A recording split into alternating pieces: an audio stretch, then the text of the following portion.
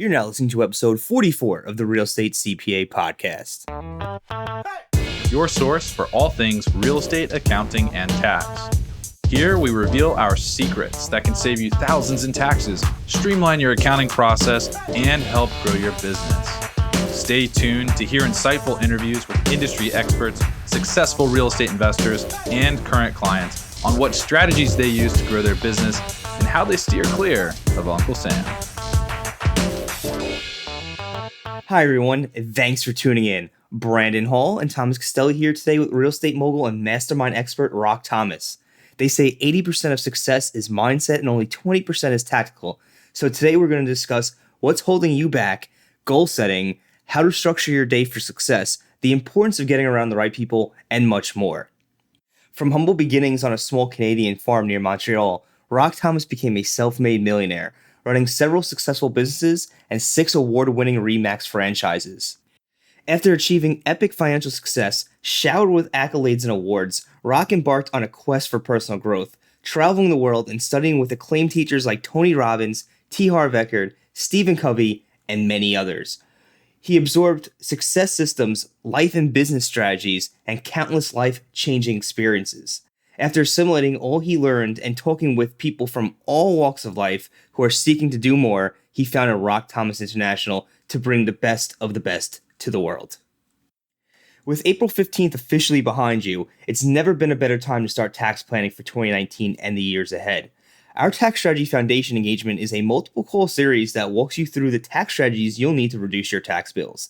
At the end of the series, we'll give you a tax strategy blueprint that summarizes each strategy and what actions you'll need to take to implement them. And if you need assistance throughout the year, our team is there to help you every step of the way. There's no need to pay more taxes than necessary. Head over to therealestatecpa.com and fill out the form on the Become a Client page to get started today. And without further ado, let's jump right into today's episode. Rock, it's a pleasure to have you on today. Could you give our listeners a brief overview of your background, including your real estate experience and how you got to where you are currently today? So I grew up on a farm in Canada, worked for 20 years from the age of 8.5 to 28.5, really hard in manual labor, carpenter, painting, taxi driving, bartending, busboy, all that kind of good stuff. But I managed to buy my first property when I was 22 or 23, which was a home where there was 4 handicapped people in it. I had just bankrupted a restaurant and I was looking for a way to get money back to pay back my mom the $20,000 that I borrowed from her.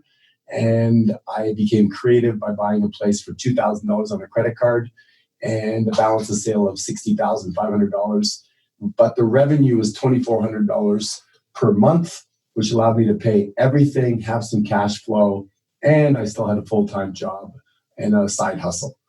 I went from that to upgrading to a larger senior citizen home, then bought a townhouse, rented that out, then moved into a home. Then my father got cancer when I was 28 and a half. Fast forward story, 2 years later, I lost everything. I didn't know how to manage it. I didn't have a good mindset. I played the victim. I panicked. I got mad at people. I got depressed. I did everything that wrong, basically. Went to the bar when I was unhappy, went to the bar when I was happy, and really just mismanaged all my funds. And then my life changed then when I decided to get into real estate. I met a mentor who helped me learn how to sell real estate and go from working hard to working smart. You talked about it before the show, the Robert Kiyosaki. I'm a huge fan of him. I had a dream one day to meet him, and it happened. It came true last year when I actually shared the stage with him here in Phoenix, Arizona, and we did an event together. But that's kind of fast forward to the end of where I'm at today. I learned how to sell real estate through modeling somebody who was really good at it. He was actually a CPA, and he was really good with numbers. He was really good with structure. He was really good with systems. So I was really open student, and I became very good. I sold 1 home the first year, then 32, 45, 65, and then 100. I broke every record there was. And then he sold me his company, and I took it from 94 agents to 270, sold $1 billion a year. I've sold almost 90,000 homes in my lifetime through my different real estate operations. I own commercial, student housing, buy, flip, renovate, burn method, you name it. I pretty much touch it in real estate. I'm a big believer of real estate. Virtually everything else I've done in the stock market and other things like that have worked not very good. So I keep on coming back to real estate, and that's my main lane. I do have other online products and stuff like that that work very well. But real estate, I think, is a place, like the old saying goes, you don't wait to buy real estate. You buy real estate and you wait. I'm going to say I'd have to agree with that statement. Glad to hear that you're in the real estate industry and you had a successful career, and now you're helping others kind of advance their careers and make their careers better. So on this podcast, we tend to be a little bit more analytical in the way we do things, but obviously we get a little bit more technical into like the accounting and tax side of things. But mindset's definitely important if you're in the real estate game. One of the biggest shifts I had as I got to my first deal was getting over the fear of failure and or the fear that I didn't know enough, and that if I started taking action, I'd also have a deal under contract and no capital for the deal. And really getting over that mindset shift is really what got me into that first deal. So I guess my question to you would be is, could you tell us a little about the biggest thing you see holding real estate investors back from success and what they can do to take their game to the next level? Well, I'd chunk it up to what holds people back in general. And what people don't understand is how the mind works. The mind is wired to protect you. Its basic job is survival, and it uses fear as its tool. So anything that's outside of what you know, I don't know how to raise capital. I don't know if the building inspection is going to go well. I don't know if the tenants are going to pay on time. I don't know how to fix a leaky toilet. All of those things are tools of fear that the mind uses to get you to stay safe. If you don't have the ability to overcome that, you won't take action. Most people don't take action because they haven't learned that there's a difference between winning and losing and winning and learning. If you put yourself into a learning mode, you're willing to take action. The guy who swings the bat and misses doesn't go back to the dugout thinking, I'm a loser. He goes back and says, what did I learn about that pitch? How do I get better prepared for the next one? At least the guy's being paid millions of dollars. The guys that don't make it, they go back and say, I am a loser. I wrote a book called The Power of Your Identity. The words that follow I am follow you. So if you say, I am not good with numbers, I am not a good investor, I don't know where to source capital, I'm concerned about, messing the deal up, or like you said, Thomas, I'm afraid of failure, I'm afraid of success. What if I become successful and I leave my friends behind? What are they going to think of me? What if I have to manage the nice car and the new insurance? And what if people try to steal from me and take from me? All of those things, guess what? Your mind will serve up to you absolutely free, unsolicited, 24 freaking hours a day, over and over and over. You wake up in the morning, boom, the buffet is full of what ifs might happen to you. And most people eat from that buffet every freaking day, and that's why their life is average. They do. I have 37 streams of income. I have multiple properties because I consider myself a master at getting myself to override the unnecessary exaggeration of fear that the mind provides for us, right? I'll give you an example. If take your family camping and you hear a rustling in the bushes, do you think that somebody's walking through the bushes with a bag of $1 million cash to bring to you as a gift? Or does your mind go, I better turn around because it might be a bear or something like that and protect myself, right? You know the answer to that rhetorical question. Your brain does not serve up, oh, I guess $1 million is going to be float down, come to me. Oh, I guess this person's going to walk up to me and offer me an opportunity to make 25% of my money with no risk. The brain is always campaigning on the other side. So we must find a way to campaign the other way. And that's what I spent my life studying on. So in that situation, you're going to go into the bush to see if there's $1 million? No, what I'm going to do is I'm going to become a master of meaning. When my brain says, this may be a bear, I'm going to go, okay, let's turn around and see if it's a bear, but take a deep breath. Because even if it is a bear, I need to be prepared, but I don't need to be stupid, right? I need to be resourceful. So my goal is always to become as resourceful based on the circumstances. When Tom Brady has a key receiver go down, he doesn't go, I'm screwed. He says, how do I innovate? How do I adapt? Right. How do I create opportunity? And that's what the entrepreneur does. No, it's a great message. So what are some other things that or maybe what are some techniques that you use to maybe recognize that specific fact of, okay, either I'm being too pessimistic here, or I'm not seeing the entire picture, I'm missing the opportunity. I guess, how do you one, recognize it? And then two, what do you do to get over it and focus on the positive or the opportunity at hand? Yeah, great question, Brandon. So what you do is you think, what's the worst thing that could happen? And can I live with that? I think it's worth it to go there so you can fetter out the fear. You do the job of the mind before the mind's going to do it for you. So you think, okay, what's the worst thing that can happen? I buy this apartment building and blah, blah, blah, blah, blah, blah, blah goes wrong. And I lose my shirt and I go bankrupt. And no, but I'm going to put it in an LLC so I won't go bankrupt. And then you start to hedge yourself and protect yourself. You build up your fortress and you make it better. And then emotionally, you know what the worst case scenario is. And then you're more willing to take action. Most people don't fetter that out. So back in their mind, they're going, what did I forget? What didn't I think about? What could happen? So you guys are experienced. If I'm going to invest and I have no experience, but I partnered with one of you guys could do all of that heavy lifting for me. Does that make sense? I could rely on your systems of protection that would protect me until I have the ability. We say me, we, they. So at first, you're doing it while I'm watching. Then I'm doing it while you're watching and correcting me and giving me feedback until I'm capable to do it on my own. It's no different than learning how to walk or talk. Except people, when we become adults, we don't think that we need that guidance anymore. Like, oh, I'll go do that on my own. I'll write a book. I'll buy an apartment building. Ego and pride gets in the way. Become a humble student. The greatest leaders are humble students, and learn from experts like you guys. Love it. Love it. All right. So goals are obviously very important in this conversation and just for success in general, whether you're flipping homes, buying multifamily properties, regardless of what you're doing, you have to have goals. What tips do you have for, number one, setting goals? And then how often do you recommend that folks review their goals? So I don't know if everybody will see this, but this is a document that I have. It's called the One Sheet, and it has all my main goals on it. My finances, my 8 gardens of my life, my bucket list adventures. You can't improve what you don't measure. So I have my weight on there. And every 90 days, I update this document.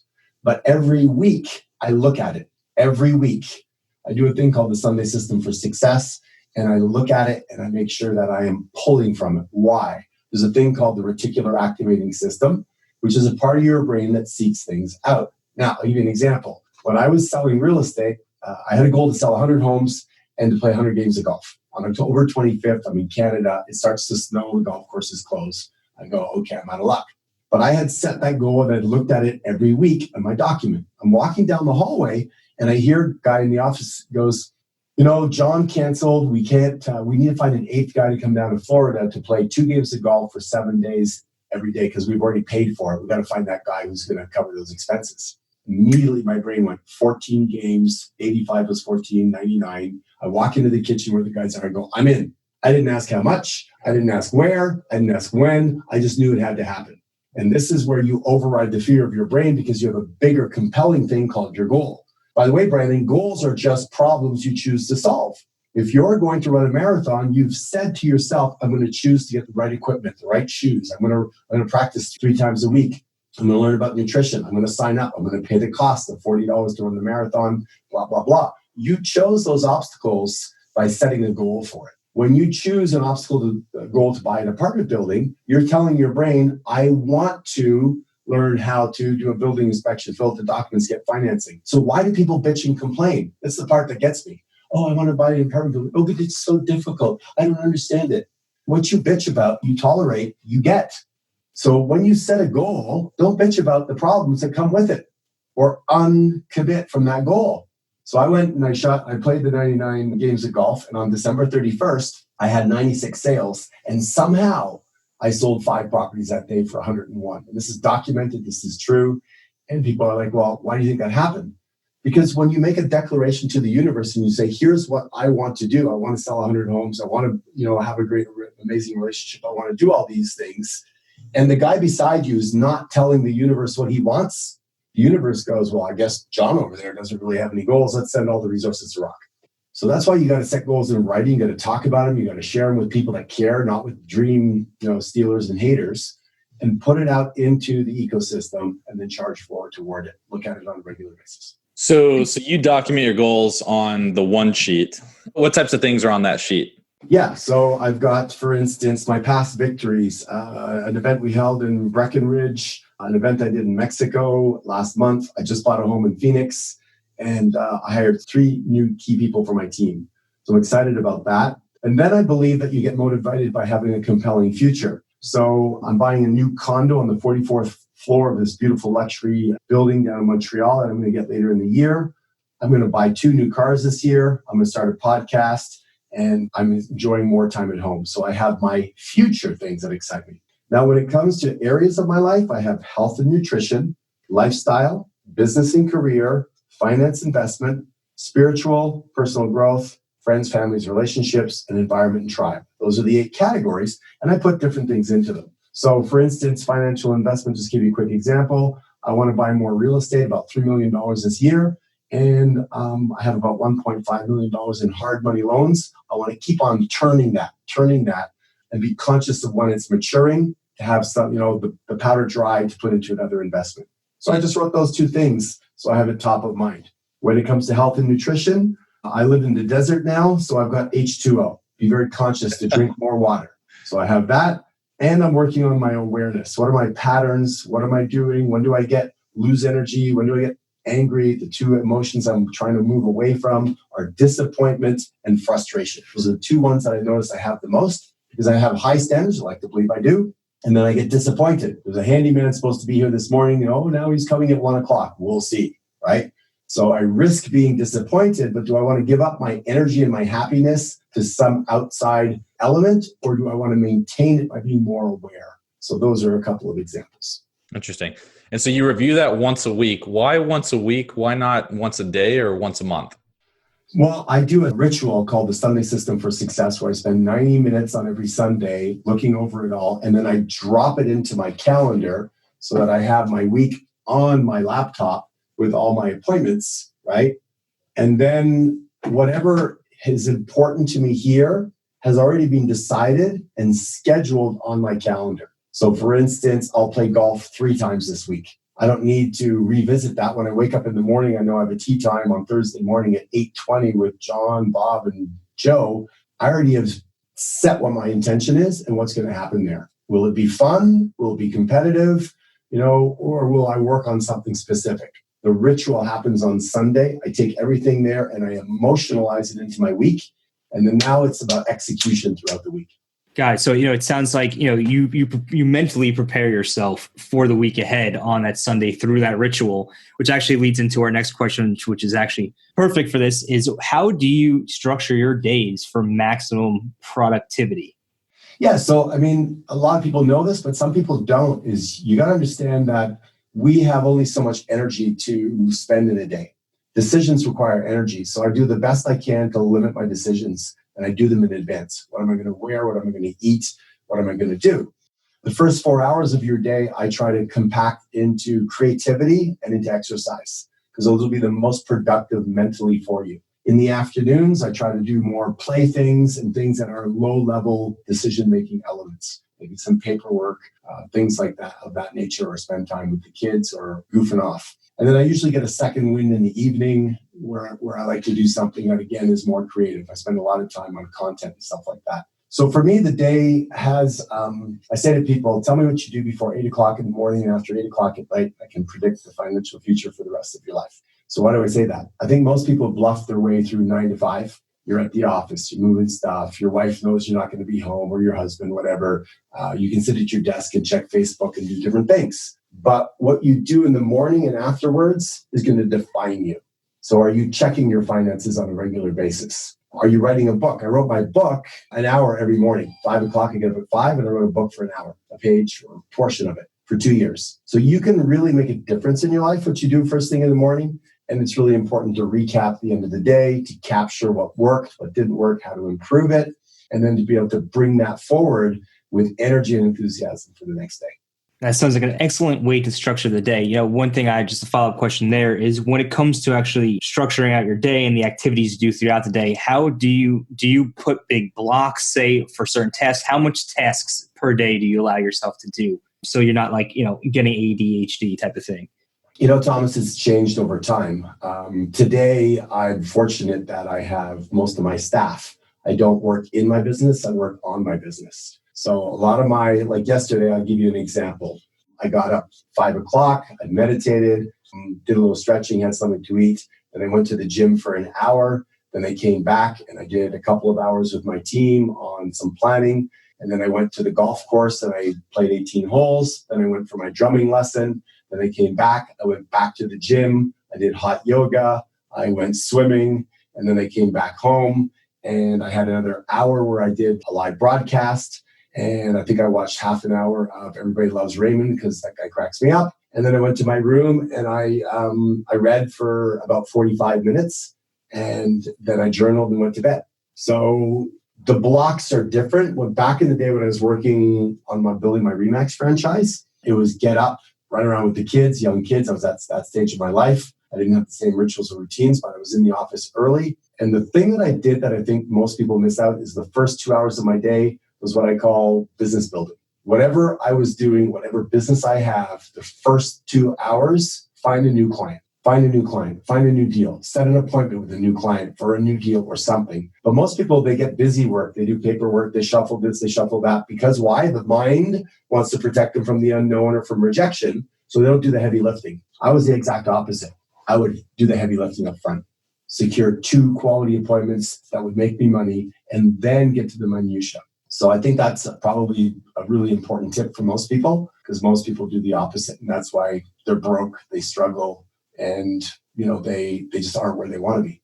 I have to agree with that 100%. Get the hardest, the most difficult thing you need to get done, the most important thing you need to get done early on in the day while your brain's still fresh, when you still have that energy. And then leave all, like you said, the paperwork, the minutia, those emails, all that type of stuff towards the end of the day where, you don't need your high cognitive function or need to be highly energized to get those type of things done. Which actually is another good transition into another good question. So every once in a while, people start to face burnout. They're going into the grind. I actually just watched a YouTube video yesterday that popped up very timely. You're going through the day-to-day routine and you get stuck in like this, you get stuck in the grind where it's just like the same thing over and over and over again. How do you, what advice do you give people to stay on track and stay motivated over an extended stretch of time to achieve a goal per se? Yeah, well, there's a bunch of tools I would give. I give one or two maybe. First of all, nothing has meaning but the meaning we give it. And stress is a code word for fear. The successful person isn't fearful. They're stressful. I'm stressed out. And what they really are is they're fearful. And the type of person that is saying, well, if I don't make that deal, if I don't get everything done, then I'm not going to be as productive as I could be. So what I say to people is you've got to decide what are the most important things that you're going to do. And you got to address those things first. But you also have to be somebody that can reframe meanings. So I'll give you an example is recently I had an accountant that disappeared on me, went in a burnout, got kind of depressed. And for 3 weeks, I didn't know what was happening in my finances. So I had to take a deep breath and then I had to just systematically work through everything. Now, could I have been pissed off at my family, my friends, and upset and anxious, not knowing where millions of dollars were, checks weren't being written, people weren't being paid, people were screaming and yelling. But the ability to reframe things and to change the meaning is a skill, and it's a practice, and it's a muscle. And if you don't practice it, you'll be a victim of the circumstances around you. And most of the time, you'll be very, very stressed. The second piece to that is that people aren't working on passive income. They're working on trying to make money to spend it. What I teach people is find ways to run your life the way that the richest man in Babylon talks about, which is pay yourself first. And from that, create investments, either in real estate or if you have better vehicles online, or if you're you can create a product or something that pays you multiple times. I wrote a book once, and every day that I open up my computer, money is in my bank account because people buy it on Amazon. What are you doing that creates repetitive money? And if you're not doing something, you're going to work hard for the rest of your life. So you've got to hit it 2-pronged. And then the final thing I'll say is Stephen Covey is very well known for, things that are important and urgent tend to dominate most people's lives. So they're in the burnout zone, the grind zone, as you call it, where successful people, they plan enough in advance. So they're not doing their taxes on the 15th of April. They do them in advance. So they're in the important and not urgent box, and they're not stressed. Proactivity is certainly one way to avoid stress, and waiting to the last minute is definitely not a good idea, especially when you're dealing with taxes. As you just mentioned, this is something we often see people waiting till the last minute to get tax advice, or wait right up until 4/1 the April 1st to go talk to a CPA to get their taxes done, and it caused a lot of stress. So definitely being proactive is one way to avoid that stress. So before you run away on that one, let me talk to that because I've studied this. But people do it over and over again. Why? There's a benefit. I call it the red zone. You ever, think back to college. Did you ever cram for an exam? Yeah, all the time. Yeah. And did you end up doing okay? Yeah. Yeah. Yeah. For the most part. So there's science behind it. In the book, The Rise of Superman, he talks about the fact that when mentally we feel like we're under pressure, like there's a huge consequence, like if I don't get this exam done or I don't get this book done or whatever and submit it, I'll fail the class. The body actually can generate chemicals and hormones that make you have a higher capacity to perform. It's like Michael Jordan, the dying minutes of a game. He wants the ball because he knows that his system will generate norepinephrine, anandamide, and these chemicals that make him a higher performer. So think about it. You can do your taxes in February, but you're going to not be excited about it. You're not going to feel the pressure. You're going to be lazy. You're going to go, oh God, I can watch TV, I can relax. But when it's 2 or 3 days, you're thinking, if I don't do it, there's going to be penalties. My accountant's calling me. Now you have this false sense of importance. You have access to chemicals you don't normally have in your body because you can't manufacture them yourself, and you feel fully alive. And you get to tell people how important you are. No, honey, I can't. I have to do my taxes. You don't understand how busy I am. All this pressure I have. Back off. I can't change the diapers today. I'm so important. I have to go see the accountant. So there's all these micro benefits that people are not even conscious of that I've studied that keeps them stuck there. Because if I give you my Sunday system for success, most people won't do it because there's a payoff for staying the way they are.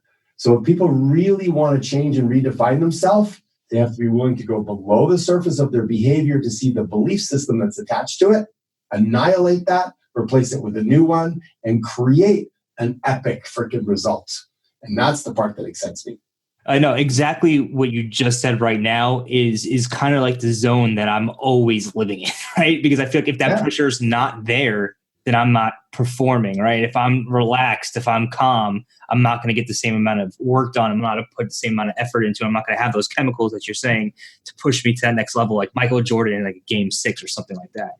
You feel like you're in the red zone, man. The game is on. 2 minutes left. You got to throw the play. You got to make it happen. You feel alive. All eyes are on you, dude.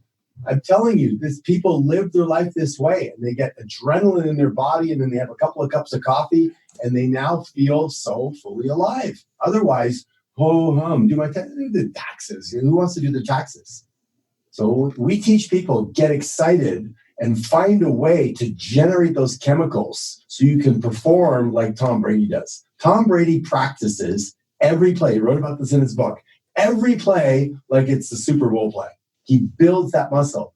When you pay the price of practice in private, you will perform like a pro. But if you don't practice that way, then how you do anything is how you do everything. 100% agree there. So just we have just a few more questions left. So as the cliche goes, you hang out with 5 broke people, you're going to be the 5th. And if you hang out with 5 wealthy people, you are going to be the 6th wealthy person in that instance. How important is it to surround yourself with the right type of people that are going to pull you forward rather than hold you back? It's everything. Because, I've realized that in my life, when I'm surrounding myself with the right people, these people pull me forward. Like I was talking about kind of earlier in the podcast with that first deal I did when I was kind of flying solo or around the wrong people, around my friends who didn't believe that you could make this type of stuff happen, that real estate was possible, that you could build wealth and, all that type of thing. I wasn't going anywhere. I was spinning my wheels. But then when I got surrounded by the people who were doing deals, who were making this stuff happen, they kind of pulled me forward into that light. And I just felt surrounding yourself by the right people and getting yourself around the right players, you will be able to succeed much faster than you would if you're by yourself, or even worse if you were with people who can't, who are pulling you back, kind of. Right. And the reason behind that is that as humans, we all want to belong and connect. And we will give up our values to belong and connect. We've all been at a party and somebody says, oh, come on, you're not leaving already. Have one more beer. And you're like, no, I'm good. Thanks. I'm really good. No, come on, man. Shots. And you're like, oh, God, no. And like, come on, man. And you go through the dilemma of, do I want to belong and connect and be with my buddies? Or do I want to, have a hangover tomorrow or eat another cheeseburger or whatever it is. So those are kind of the negative effects. When we're growing up, our parents all said to us, don't hang out with little Johnny. He's a bad influence on you, because we want to belong and connect. So the secret is to find the people that have the result that you want, and you will be pulled forward. The tide rises all ships. I was playing golf yesterday, and normally I play the white tees and the blue tees are further back. And this guy steps up and he goes, I'm playing the blues. And I go, okay, I'll come back there with you. And I found myself being more focused. I found myself, having to be more on and resourceful versus, this is a short par 4. And I stepped up my game. So if you want to step up your game in your life, the simple formula for you, because you're never going to be around always people ahead of you. And you don't want to, by the way, because then your self-esteem will take a hit. But third of the time, be with people that are smarter, faster, better, healthier, more intelligent, richer than you. A third of the time, be running with the people that are at your level. And a third of the time, be with people that need your help. So you can learn how to teach, and you can also notice what you know and how you're communicating that. Be with people you're running with, so that you're kind of in that tribe at that energy pace that keeps you, running a marathon at your pace versus trying to stay up with the lead pack. But then every once in a while, hang out with these people that are richer, smarter, better, wiser, better connections, etc. And then you're like, okay, that's my future self. Love it. All right, last question for you. What kind of general advice do you have for investors who are looking to achieve success in all areas of their life? General advice for investors in all areas of their life. Get your ass in the gym, number one. Interesting. Why? Well, it's really a Richard Branson saying. He was asked, what's the number one thing that entrepreneurs can do to improve their life? And he said, get their ass in the gym, basically. Huh. I work out probably 10 times a week. I'm 56 years old, but I beat on a consistent basis people in their 20s in push-up contests. I work out at the airport. I do things that are a little bit outside of the realm. Why? Because I believe energy is the edge. When was the last time you saw like a really successful person that was slouched over, tired, complaining of not having energy, looked lethargic? We respect, I think, people that respect themselves. So if you want to be successful, I would say fall back in love with yourself, which includes your body, and be intelligent. Most people know more about their cars than they do about how their body operates. And just because it's common doesn't mean that it's common sense. So just because people eat at McDonald's, does that mean it's good for you?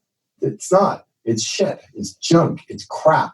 And 50% of your energy comes from the food you digest. So I could go on a rant on health and energy, but I'd say that overall, that would be the first place I would go, is work on your energy and your well-being, because the decisions you're going to make are going to come from the mindset you have and your ability to respond later in the day. Most people are already fading. So that's just one avenue. I could go on other things, like you can't improve what you don't measure. You guys are accountants, so you know this. So I say, look at your numbers on a regular basis. And that includes everything. What are you doing to build your business? What are you doing to stay in touch with your mom? What are you doing to get yourself into a yoga class and work on your stretching if you're over 30? Measure things. And the brain likes to improve things. It gets excited about progress. So have things moving in the right direction. I was 17 years in real estate, and I improved my sales and revenue 17 years in a row, because I monitored things and I used it as a carrot. So most people don't know their numbers because it's work and they don't know the benefits. But I can tell you that I knew I made $40 every time I picked up the phone as a realtor. $40 every time I picked up the phone. I say it again. I knew I made $40 every time I picked up the phone. Now, 97% of those times I was met with not now, later, not interested. But I knew that it would lead to 3 listings, 2 sales, and it would make $40 every call. And I focused on it. How excited I go. If I just pick it up, I make $40. Let's go, baby. But most people, they call for 2 hours in a day. They get no progress. They have nothing to measure it by. They get discouraged and they quit the next day. So they make $0 per call because they didn't measure it and they weren't able to use it as a motivation. So, I could go all day long on things people can do to improve, but there's a few. No, definitely agree with the numbers 100%. We always tell people here at the Real Estate CPA, if you know your numbers, if you know how much money you're making, you know what your expenses are, you're going to be able to make decisions to optimize your business and improve your business. But if you don't really know those numbers and you don't really pay attention to it, you really don't care, you're never really going to know where you are. And you're kind of going to be, I don't want to say misguided, but you're not going to have a path to really go on because everything's coming from the gut and not those proven numbers. So getting your data together, whether it's accounting, whether it's your real estate investments or the other aspects of your life that Rock was just talking about, definitely very important. Before we wrap up today, how can our listeners find more information about you if they were interested in doing so? rockthomas.com is my website. You go there, you get a free copy of my book. You can go to social media, all the handles, Rock Thomas, and you'll find me there as well. And rock@rockthomas.com if you want to email me and ask me any questions. I do a lot of lives on Facebook as well. So if you find my different Facebook groups, Rock Thomas International is one of them. And I do a Ask Rock Anything once a week. And I teach people my Sunday system for success. I do it all for free. So they can find me in any of those places and Amazon books and stuff like that as well. Awesome. Thanks again for coming on the show, Rock, and sharing your knowledge with our listeners. I'm sure they're going to love this. A nice little break from the more technical type of stuff we normally do. Yeah, my pleasure. And it was nice chit-chatting with you guys. Thanks for listening to today's show. If you enjoyed the show, please find us on iTunes and leave us a review. You can also email us at contact@therealestatecpa.com with any feedback or topic suggestions.